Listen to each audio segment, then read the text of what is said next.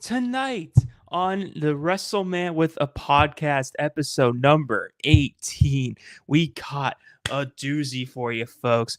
It is the season of the hottest party of the summer, SummerSlam. And you know what that means. These feuds and rivalries are getting heated. It is just going to be myself again for the second week in a row, which is a record. And we are going to go obviously lay at the smack talk. We had some intense promos between LA Knight, Logan Paul, and then Bailey and Nia Jax that got personal as well. Plus Cody again getting destroyed by this new bloodline. And we will go over Raw from last night, including CM Punk officially being cleared for SummerSlam. Yes, Punk versus McIntyre is going to happen, but with a twist, and I will go over that in a bit. Damian Priest and Gunther beat the hell out of each other to start Raw and brawled throughout the arena. We'll talk about that, and also the rest of the Judgment Day drama, including Dominic just breaking Liv Morgan's heart. Oh, poor Liv. And there's also ring discoveries. The big one being Bobby Lashley and MVP apparently leaving WWE very soon. We will go into details about that. And since we are towards SummerSlam season here, our takedown top 5 is going to be of the best SummerSlam pay-per-views, in my opinion, of all time. So let's stop wasting time here. This is going to be a fire episode. Let's go. Welcome to WrestleMan with the podcast. I'm Dylan Shields. We talk Raw, SmackDown, wrestling news, and some fun top lists. With that being said, ring the bell.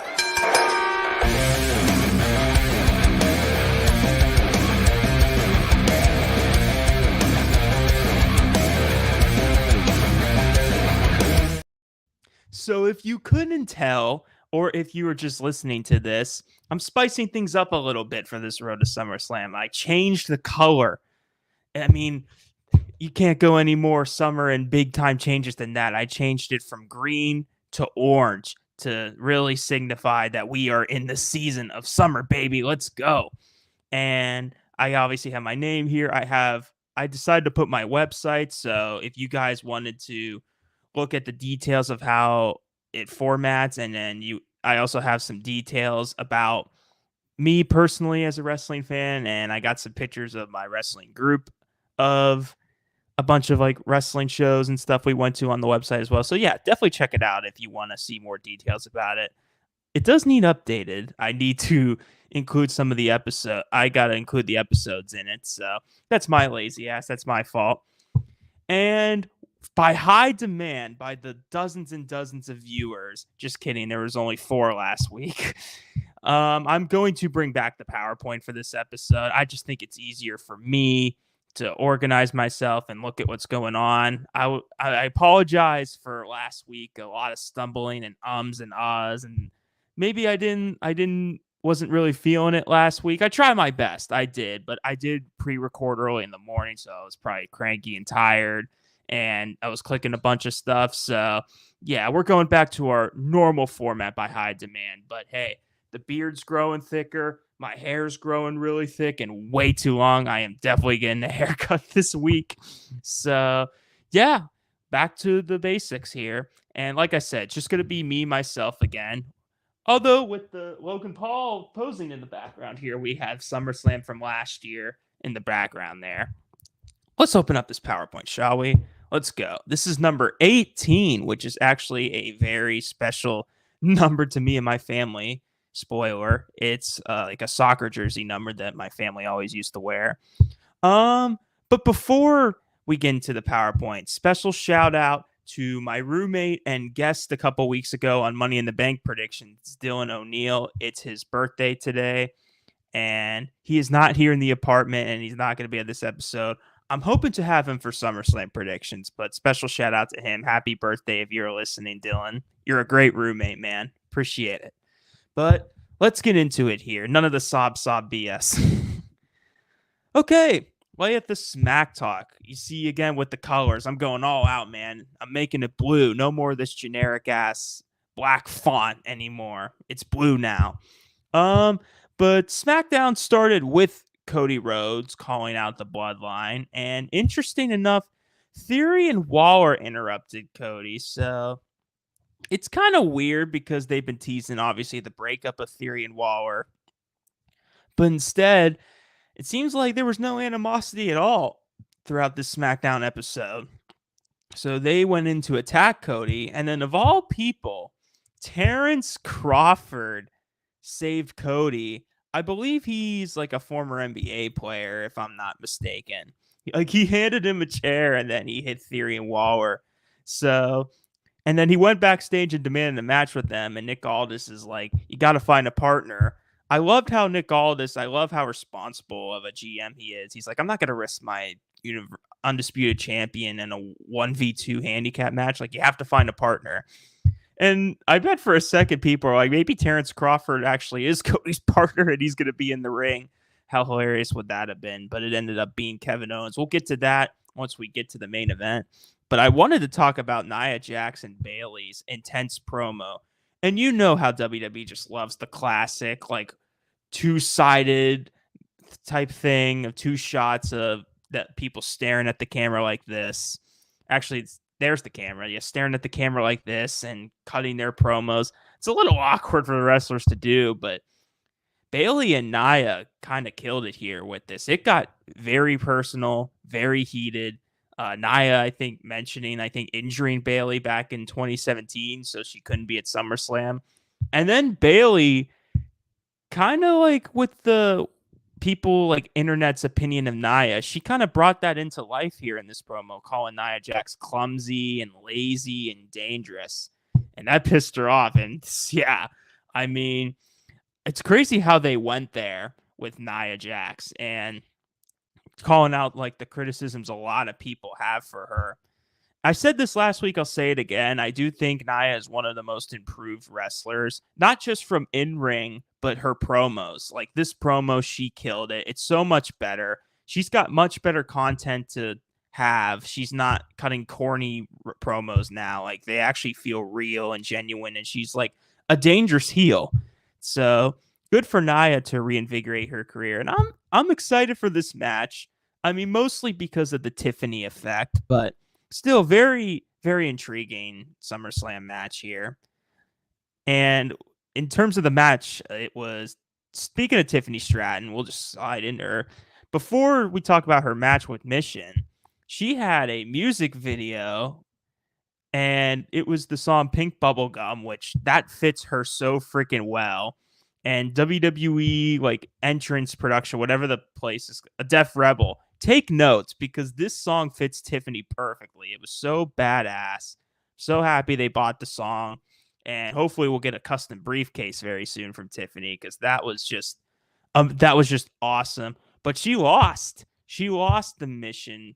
But the reason why that she lost is because Bayley just destroyed her briefcase and kept hitting it and hitting it. As if that's going to, like that's great strategy. Like, oh no, Tiffany can't have a contract anymore because the briefcase is destroyed. But I think that obviously means with Bayley doing that, she's going to have a custom briefcase. It's going to be full. It's going to be pink, full of glitter, and it's very intriguing. Oh, the loss doesn't hurt her. It makes sense why she lost. So yeah, good content there. Good content. The brief things that really don't have SummerSlam implications. Andrade beat Carmelo Hayes in a pretty good match, and then I think Andrade showed respect to him backstage. I know there's criticisms of Carmelo losing a lot, and I understand that. A lot of people are comparing like him and Breaker's like pushes a little bit. Like Breaker is only lost once to Sammy and is having pay-per-view matches like one-on-one while Carmelo's kind of on a losing streak. But I think as long as Carmelo looks kind of strong in defeats, which he's looked impressive, I think we can build off of this. Let them cook, as Sam Roberts loves to say. Let them cook. It takes time for Carmelo. And you know Triple H is a long-term type of storyteller. So I think the future's bright for Carmelo. Not too worried about him. Bianca defeated Chelsea Green by roll-up. Again, people criticize how Green loses all the time, but that's just her character. And then the tag champions called them out. I don't know when they're going to have their match. I don't know if it's going to be at SummerSlam or maybe like the SmackDown before, but I definitely think Bianca and Jade are winning the tag titles back. I think Fire and Dawn winning the tag titles was kind of just to have like a moment in the UK, especially I think one of them, like one of their parents passed away. So I think there were no real plans for them as champion. I just think they wanted a shock title change and for them to have an okay reign. But I definitely see Bianca and Jade winning them back. Maybe at SummerSlam, but who knows? Maybe we get a turn from one of them. They could prove me wrong. Look at my predictions videos. How many times have I been dead wrong on stuff? Back to the segments. LA Knight and Logan Paul had a heated segment with Nick Aldis kind of conducting it here. This was kind of just like a roast fest here from two kind of like egomaniac type guys. I know Logan Paul called LA Knight like a copycat of The Rock, and LA Knight's like, never heard of that before.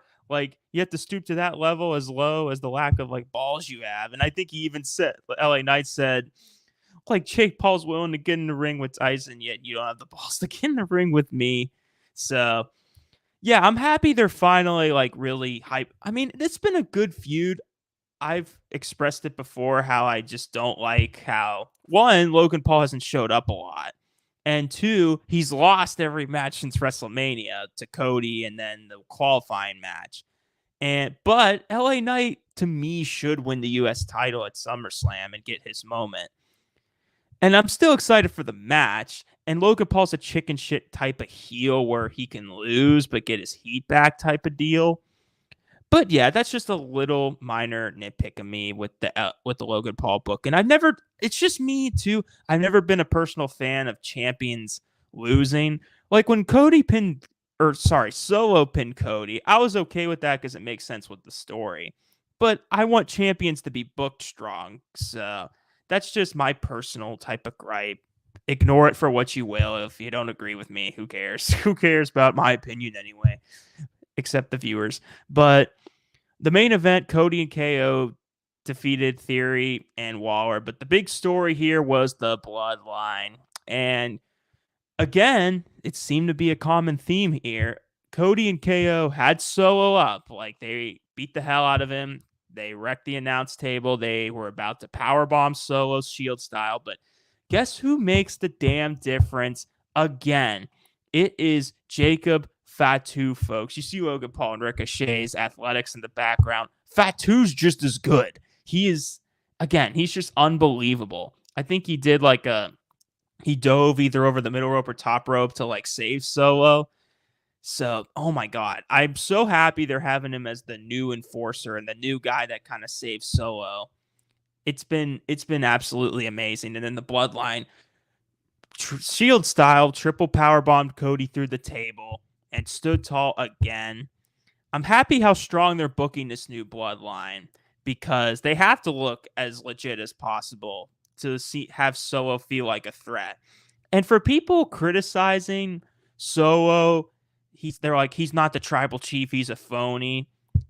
Guys, that's the fucking point.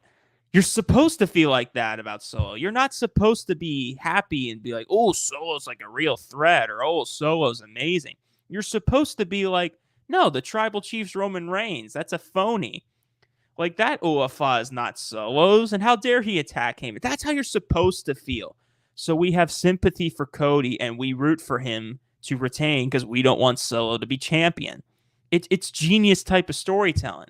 Listen, I had my criticisms about Solo in a main event, but hey, I think they've done this feud very well. I definitely think it's some of Cody's best work since Mania. I mean, obviously, the inevitable Roman Reigns return is looming. Again, see it live. It's going to be a holy shit moment indeed. But I'm just saying that's the point. So people that are saying that, like, you're kind of like giving into like how WWE wants you to feel about Solo. So yeah, I'm more excited for this main event than say when it was first announced. But we're going to go into Raw Rundown because I've been saying this for months. Raw to me has been overall the better show. I feel like SmackDown, with the lack of Roman Reigns and The Rock and a lot of people, like, it's still good, but there's only like a few big stories. While Raw, there is a ton of shit to go over. To start Raw, Gunther cut. Sorry, I keep too much, but he cut a fantastic promo. Gunther had heat in Green Bay, Wisconsin, man. He was getting Dominic Mysterio and Chad Gable levels of heat. He couldn't get a word out. And I loved how Gunther was like pretending to like express sympathy, being like, I heard what all you like saying I should apologize to Priest. And Gunther was literally like, screw it, skip it. Like, let's skip it. I don't apologize. I meant every word I said last week to Priest. And now he not only calls Priest street trash, he's calling the fans street trash too. And then they're like saying you can go back to like your trailer park home. It's just kind of shades of The Rock calling people trailer park trash. Like, man, Gunther's just getting real personal. This feud, for it not being that long, I have had, again, back to the criticisms. I've had criticisms in the past few months of, does Gunther Priest feel SummerSlam worthy at all? Because to me, it didn't feel SummerSlam worthy at first. But Priest as champion has won me over with this new face turn. I feel like this is a breath of fresh air for a guy like Priest. For like 2 years, we've heard All Rise and like the Judgment Day stuff. But now he's acting more sympathetic. He's shaking Seth's hand and saying you can get an opportunity every time. He cut a very genuine promo last week about like his upbringing and working his ass off and losing weight and everything for 20 years to get to this. And the fans seem to be invested in him too. The past few weeks, he has gotten cheered and Gunther has gotten booed. And I'm impressed because I really thought people were going to be more behind Gunther just because of his in-ring ability. But as good as his in-ring ability is, he is like a traditional type of heel. I am a sucker for Gunther-like heels. He's not like Roman Reigns, who needed the bloodline to win all his matches. Gunther rarely, if ever, cheats to win. He's a heel that wins dominantly, but you hate him for it. It is just amazing to see. It's good to see a combination of new things in wrestling, but old school stuff. When you combine all types of wrestling maneuvers and characters, old school, new school, it's as good as it gets. So anyway, Priest came out and I love the way he had the microphone about to talk, flips it, and just boom, lays out Gunther. And the fans went wild for Priest when he did it, and they were freaking brawling. Oh my God. Of course, since it's like a Big Four pay-per-view, we had to have like a segment where like security comes out and breaks them both up. But Priest, of course, beats up the security as they usually do. And the security, as usual, take amazing bumps. And they were brawling out to backstage. I mean, I keep saying this, for a feud that has not even been a month, it has gotten personal so fast. And it's crazy. You would expect this type of brawl for Drew Punk, considering how personal it's been since Wrestle freaking Mania. But no, Priest Gunther's the one that's like as personal. So yeah, this is definitely getting me. I'm like really hyped for this. And it's a little more unpredictable to me than it would have been like a month or so ago. Shades of like Priest versus Drew when everyone thought at the time Drew would win. But now with Gunther and Priest, I don't know, because Gunther's acting really cocky and arrogant. And Michael Cole acknowledged that, being like he's entitled, he's a jerk. So I could see a world where Gunther's like off his game or too cocky like he was at WrestleMania with Sammy, and Priest finds a way to win. You never know. I'm still leaning towards Gunther anyway, but man, what a few short weeks these two have had. And next week, I'm anticipating what they're going to do. And also, they got ejected from the arena. So that'll tie into the Judgment Day stuff, which, again, has been so freaking genius and so well choreographed the past few months. Braun Breaker defeated Dragunov by countout for a number one contender for the IC title. Man, I really wanted a triple threat match to see Ilya at SummerSlam. I don't know if next week maybe they'll do that for him. Maybe Triple H, I don't know about realized, but like maybe thought Breaker losing. I don't think it hurt him, but I do think he wants to give the belt to Breaker and have him win the title. So it makes sense. I just wish Dragunov can make it interesting, a triple threat match. But Breaker won. I mean, him and Dragunov have great matches together. They've had a lot of them these past few months. But, yep, we have a rematch from Money in the Bank at SummerSlam. And this one, to me, when we get to predictions, I'm so many spoilers here in this episode of predictions. I think Breaker's 100% winning since it's a big four pay-per-view like SummerSlam. All right. Let's talk about the Nikki Cross package. Let's talk about the Wyatt Six stuff first. Nikki Cross had like a shorter promo package, and we knew that this was going to be a little bit different than the Rowan and Bo Dallas vignettes because they're obviously closer to Bray. I mean, Bo's his freaking brother, and Rowan was on the road traveling with Wyatt all this time. So that was like more emotional. With these other people, with Gacy, Nikki Cross, I feel like theirs is going to be a little more just about how Howdy found them. And Cross's package, like I said, wasn't that long, but it was very impactful because Howdy was basically saying, like, you hate looking at yourself in the mirror and everything. And Cross just looked distraught. And it was creepy and scary, man. Cross is kind of killing it in terms of, like, horror vibes. And then she let out, like, a scream at the very end. So I love how we're just going over the motivations of each character at the Wyatt Six. It is genius. It is freaking genius and so smart to do. And the fact that their intentions are to hurt and punish people that treat family like shit, it makes so much sense why they go after Gable, who treated the Alpha Academy like shit. Because Karrion Kross and his faction defeated Xavier Woods and Otis and the Alpha Academy. And then a great segue into Gable just coming out being like, you guys are pathetic. Why are you helping out Woods? Gable offered to have Otis and them like form a super group with the Creed brothers in the Alpha Academy. And Otis said no.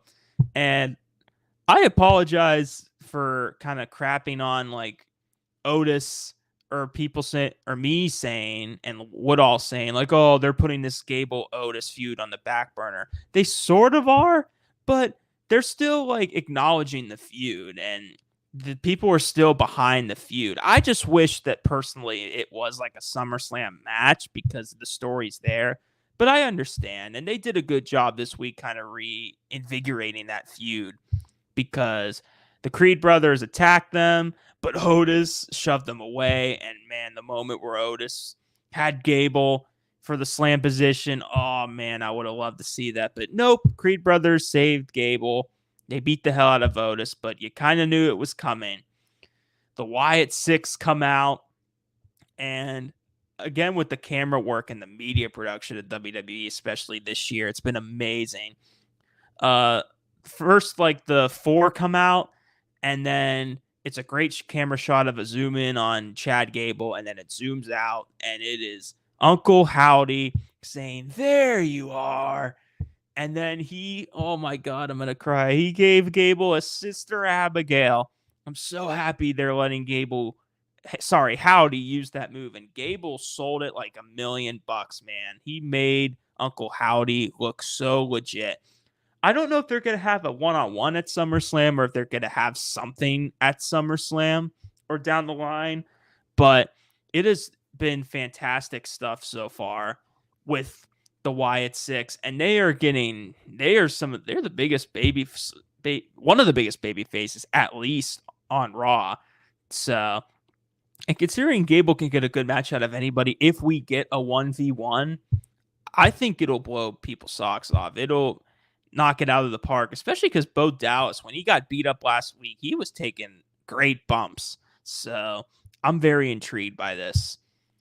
The little things that I'll just go over quickly. Sonya Deville defeated Lyra Valkyria, but Selena Vega, with one freaking arm in a cast, defeated Zoe Stark. So I guess poor Zoe, you can't even defeat someone with a cast, although Vega needed help to win. But yeah, it seems like we're building up this Sonya trio, and I think they tease going after the tag titles. There's sort of a story there, but I think the crowd still is trying to get invested into it.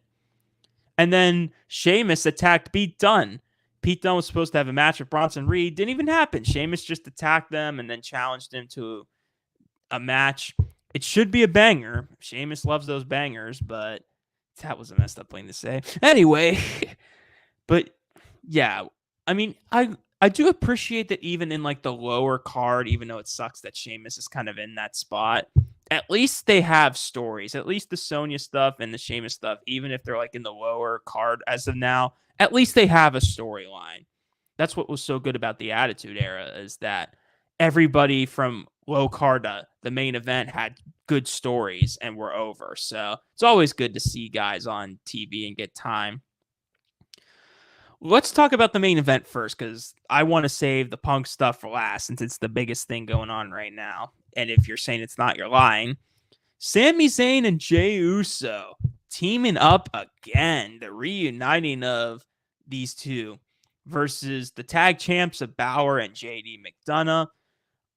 Let's just go over the whole Judgment Day stuff first. So, because Priest got ejected backstage, they went kind of like on a search, Judgment Day. I think they were like looking for Rhea or something, I'm pretty sure. And Balor and Dominic like split off. But of course, Liv Morgan was behind him. But then I love how Liv does this. Balor caught her and Liv was like, okay, gotta go, see ya. And Balor's like, what the hell? I'm gone for 10 seconds and you're off here snooping around with Liv Morgan. And Balor just would not let Dominic go by his side. Again, just amazing backstage stuff. Judgment Day story is killing it. And then in the Rhea Ripley segment, because backstage, Carlito basically like snitched Dom. Carlito, you son of a bitch. How do you snitch dirty Dom like that? He basically said, like, why don't you ask Liv? And Rhea just drags Dom to the ring. Like, he's her child. Dom's an adult here, by the way. And Liv Morgan came out through the crowd. And Dominic would not let Rhea go at all. And Liv Morgan was like, tell me how you feel, dirty dog. Tell Rhea how you really feel. And Dominic said 3 simple words. I hate you, Liv. Even though it's 4 words. And for as much as Dominic gets booed, that's probably the loudest pop that guy's had since he turned heel. They loved it when he told Liv that, saying that I hate you, you're ruining my life. And Liv Morgan was in tears. Oh, she was so upset, poor Liv, and she was crying. I was expecting Liv to start to go all Bridezilla on her ass and like attack a cameraman or attack Rhea and start to get mad. But no, she just cried and walked off. And I don't know how to just say this, but Dominic got a little bit of a gift after that. He got an interesting one. Yes, Rhea Ripley licked his face. Dominic, by the way, has a wife, and so does Rhea has a husband.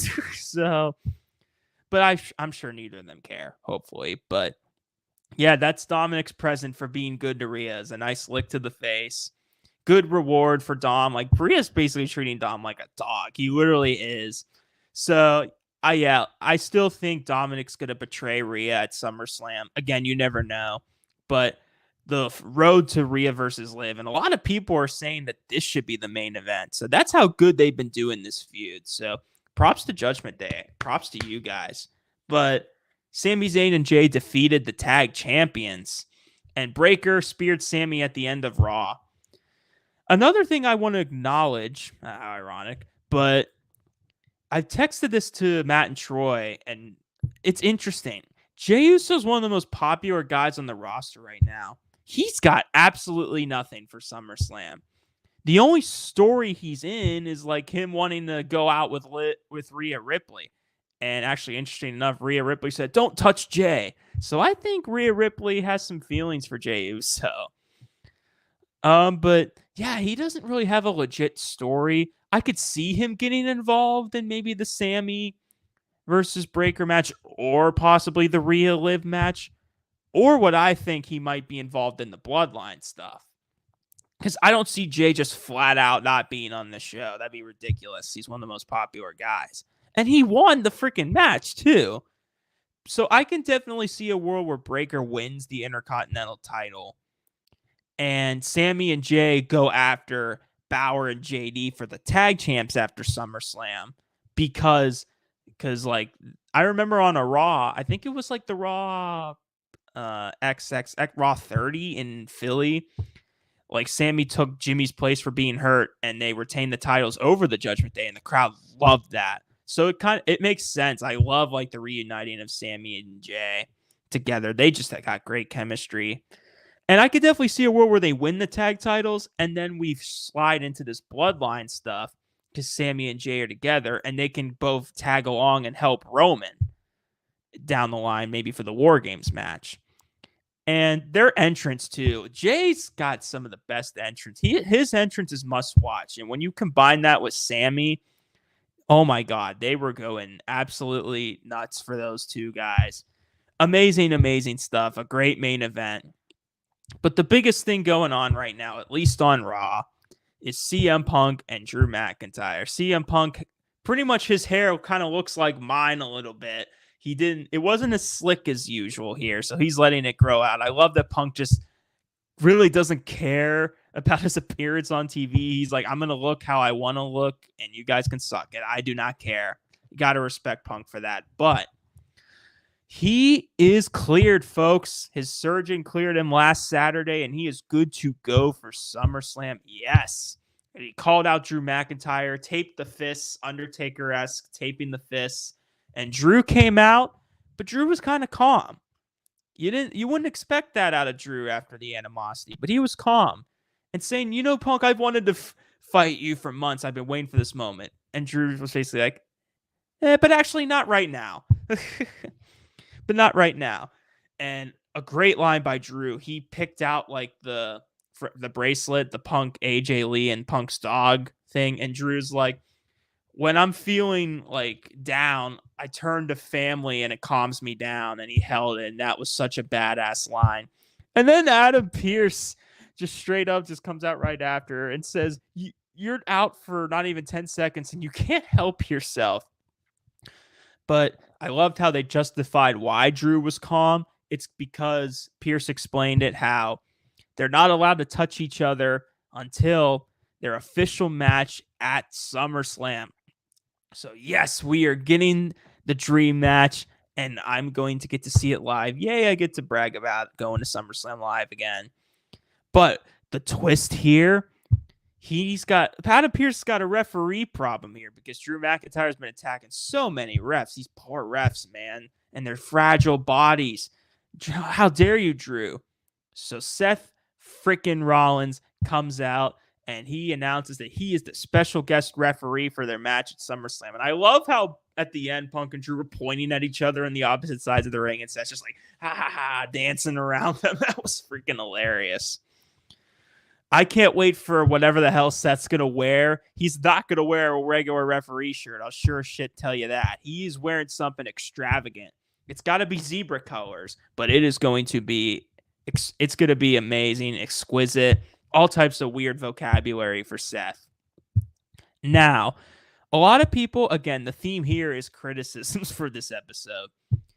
And I kind of have a weird feeling about it too. It's almost like, is Seth Rollins really necessary for this feud?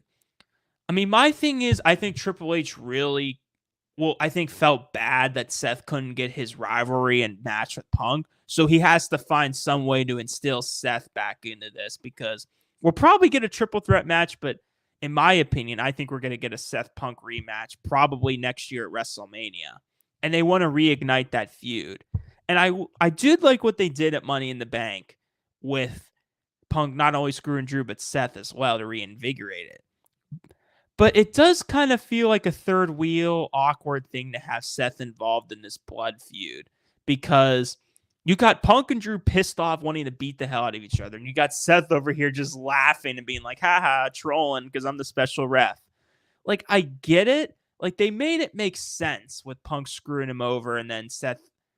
And also another apology. I forgot to talk about the Drew McIntyre segment last week on Raw Rundown, where Pierce demanded that he'd apologize to the refs that he assaulted, and Drew just wouldn't do it. So they're making it make sense that Seth's the special guest referee. I just don't know if he's necessary for this feud, because I think they're just trying to make Seth I mean, he is relevant, but they're trying to make him relevant in this feud. Is it necessary? I don't think it's necessary, but I appreciate that they're trying to have Seth Punk next year at Mania and try to like reignite that feud. Yeah, I think it's going to be good. It's just going to be a little bit awkward in the match when Punk and Drew have this blood match and beat the shit out of each other, and Seth's just like laughing or like getting in their face, because we're probably going to get that, and possibly Seth screwing someone over. But it doesn't take away much for me. I'm just so happy they were able to do this match, because I had a fear that Punk wouldn't be cleared on time, but he is. We are getting the match at SummerSlam. I keep saying this, it's not going to main event as much as we want it to. It's going to be Cody solo because of Roman. But Bad Blood's coming up in October, and I could definitely see Punk and Drew ending the feud and being the main event of that show. It should main event one show. I just don't think it's going to main event SummerSlam. But like I said, Matt has proved me wrong in predictions, so you never know. But yeah, 2 good shows overall. I think a lot more stuff happened on both these shows this week than last week's episode, so maybe that's why I sound a little more energetic and hyped than I did last week. Ring discoveries here. We got some big ones here. It's been some of the biggest ring discoveries in the past couple weeks. But the big one is that Bobby Lashley, along with MVP, their contracts are set to expire within the next month, and they are not going to renew it. They are apparently going to leave the WWE. I don't think they're on the roster anymore on the website. And MVP is not expected to be used on TV again or stay with the company. The last time we saw him was like when he was managing Omos. Lashley, we haven't seen him since him not being in the King of the Ring tournament, I think due to injury or something. It's a little bit awkward for the Street Profits, because literally their whole like faction was based off of Bobby recruiting them, and now he's probably gone. But apparently MVP was upset that he tried to get Triple H to reignite the Hurt Business and reunite them, but they wouldn't do it. And apparently MVP was dissatisfied with that fact, and there is a possibility that in AEW there could be a Hurt Business reunion. We don't know if that they can have that name, if it's tagline or anything, but that is what Lashley and MVP are trying to do. Shelton Benjamin, I think, had an interview with Chris Van Vliet expressing his frustration with the booking and everything. And I think he's been on a few independent promotions recently. I don't know what Alexander's doing, but I bet he's been in a few independent promotions as well. Sorry. But I would be all in for a Hurt Business reuniting. I mean, AEW's got a shit ton of stables, but I could just see the Hurt Business. You can see the Hurt Business versus Blackpool Combat Club, Elite. I could see potential amazing feuds here. I just hope they don't get lost in the shuffle in AEW. But I mean, it's clear that they just didn't have much for Lashley or MVP. I don't know why they broke them up in the first place. MVP and Omos just wasn't a good pairing to me. I think MVP was meant for Lashley, because Lashley isn't the best on the mic. My theory is, like, we know Lashley, like, he was WWE champion of years ago and in main events ever since, like, the Hurt Business. But I just think since the main event level is so stacked right now in the men's division, you got Roman Reigns, Seth Rollins, Priest, McIntyre, Punk, Cody, Solo, The Rock, LA Knight, Sammy, KO. There are so many top baby faces right now, and just top guys in general, that Lashley, they kind of just don't have much for him. I think they want to book him as a main eventer when the opportunity comes, but I just think the long-term plans, there was nothing for him that much. So, because when you look at Lashley, it's hard to see a mid-carder in him. He's either main event or nothing in terms of his physique and personality and character. So, yeah, I just think they didn't have anything for him. I mean, at WrestleMania this year, he was probably the least important match. I mean, he had a match at least, but it seems like ever since he lost the title in 2022, he's just been an afterthought. After the Brock feud, he was supposed to fight Bray at Mania, which wasn't anyone's fault. Wyatt was sick, unfortunately. But yeah, he was just in a not important story with Karrion Kross's group this year. So yeah, there were clearly no long-term plans for Lashley in terms of the main event scene. So I'm not that surprised, but it is just a shame considering ever since the pandemic into his reign as champ, how good he was. A lot of missed opportunities and matches for Lashley, but hey, maybe he can make the most of it. If we can get a Hurt Business reintroduction, that could be well worth it. For God's sakes, Batista criticized it when they broke up the Hurt Business. That's when you know that you screwed up as a company. But yeah, I mean, we'll see where the future goes, when Lashley will if they debut for AEW and when. But yeah, pretty big news there. Other big news here, speaking of AEW, they had productive renewal negotiations with Time Warner Brothers to renew a contract with them. And AEW content apparently is already appearing on Max. So that means that we could potentially be getting pay-per-views moved to Max. I don't know how much it would cost per month, or not per month. No, it would be however much Max costs per month. I don't know what the hell I'm talking about. But we won't be paying $50 anymore for pay-per-views in the near future. And I think this has been heavily rumored for AEW to do this for a while. I just think negotiations have taken a while for Tony Khan and Warner Brothers. But seems like they're finally making some progress. And thank God for that, because I do not want to pay $50 to watch All In or any other pay-per-views. The pay-per-view era is almost dead at this point. Even the UFC and boxing are using like ESPN Plus now. We're in the streaming era here, so it makes sense to do it with Max. And I have Max, so yay for me. We can watch pay-per-views finally. So yeah, I'm hoping sooner rather than later we can get pay-per-views on Max. The final piece of news I wanted to share with you guys, if I can upload it, and this is straight out from Roxanne Perez's mouth, the NXT Women's Champion, because Punk, I think, has been around the NXT like locker room and been hanging out. I think him and Perez are like good friends. So he said that CM Punk told her that he's trying to convince AJ Lee to return to WWE. And it's crazy because all of us fans want her to come back, especially it would make sense in this feud for her to return. The fact that even her husband is like trying to convince her to come back is so funny to me.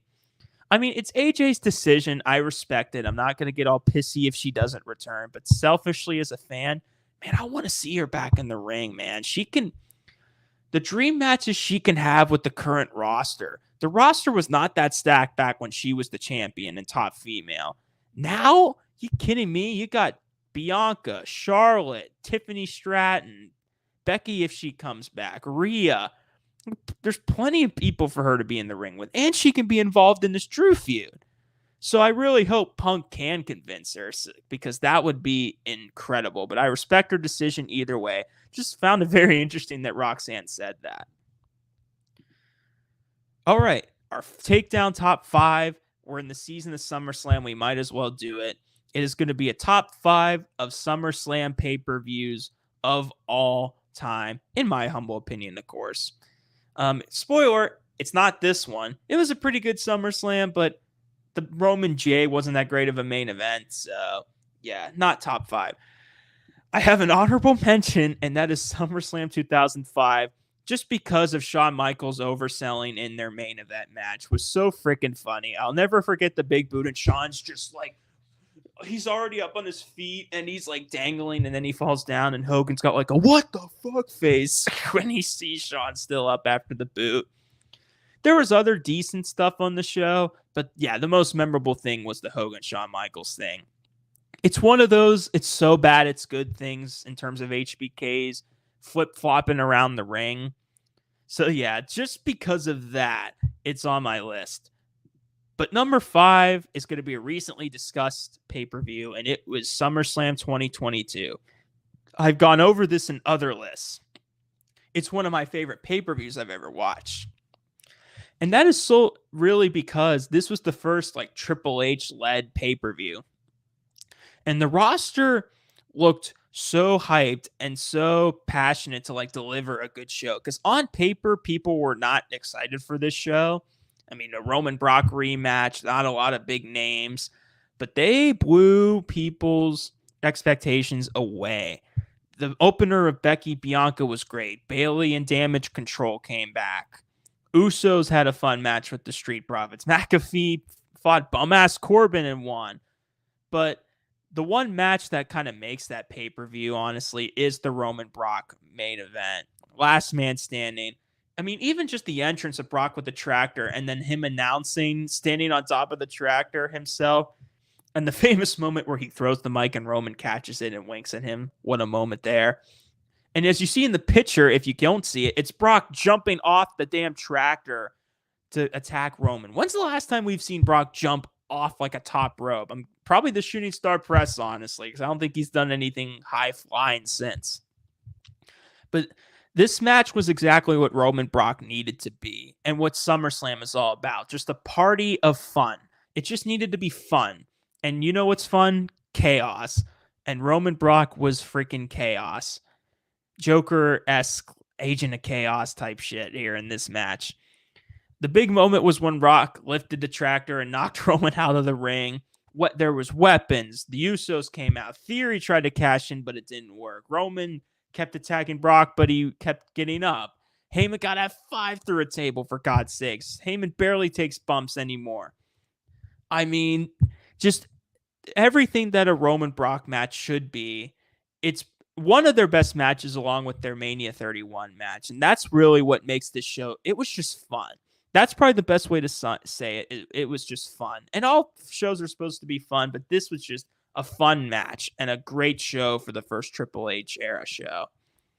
Number 4 is one that my birthday guy, roommate Dylan O'Neill, mentioned in his favorite pay-per-views of all time, and it is SummerSlam 2008. And it's one of my personal favorite SummerSlams too, a stacked card. You know it's stacked when the 2 championship matches are like undercard, because the world title, I think, was Punk JBL, and the WWE title was Triple H versus the fucking Great Khali for some reason. Dear God. But even then, those matches weren't terrible. But what made the show was the 2 main event matches. And they weren't even, there were like a lot of personal feuds heading into this show. Cena Batista being one of them, and Batista breaking Cena's neck and defeating Cena. But sorry, that was a weird botch there.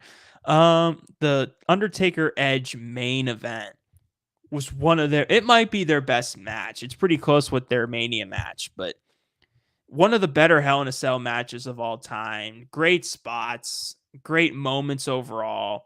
Edge spearing Taker through the cage. Taker chokeslamming Edge through 2 tables. The very end where Taker chokeslams Edge through the ring and sends him straight to hell. A great, great main event. And on a non-match, HBK and Jericho had their famous segment for SummerSlam. Again, another one of the best feuds in, honestly, WWE history. And Jericho, for real, punched Shawn Michaels' wife and gave her I don't know how you say it. Like her lip swole. Like her lip got very swole. So yeah, 3 very personal feuds for this pay-per-view, and it is one of the better main events to me. This one's kind of a famous one here. Nowhere near my era. I wasn't even born yet at all. But number 3 is SummerSlam 1992. There were some decent things on the undercard. I think Macho Man and Roberts had a pretty good WWE title match. But this pay-per-view is only for one match, and it is the British Bulldog versus Bret Hart.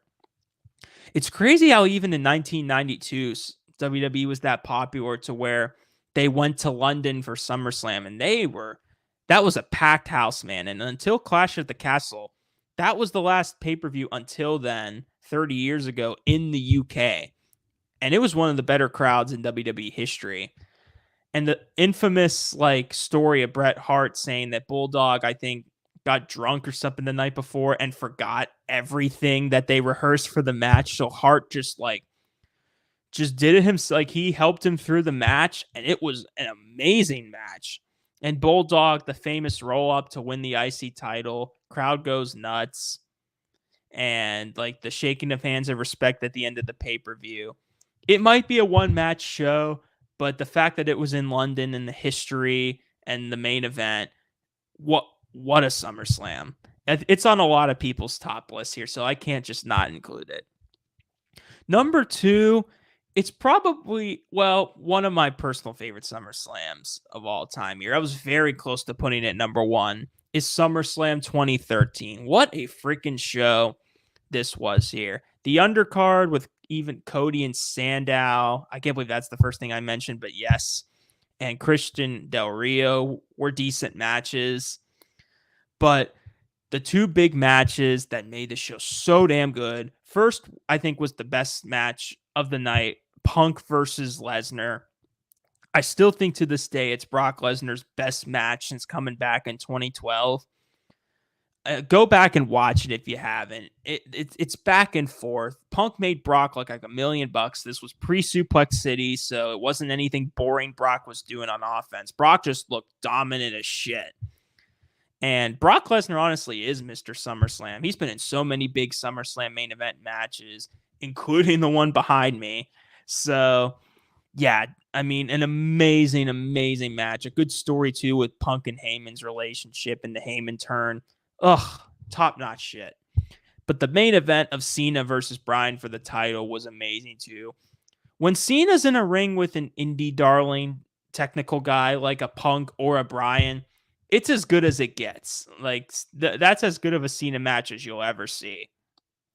And they delivered. I don't know if it was as good as Brock Punk, but I mean, come on. I mean, I'm not going to like really be critical of that.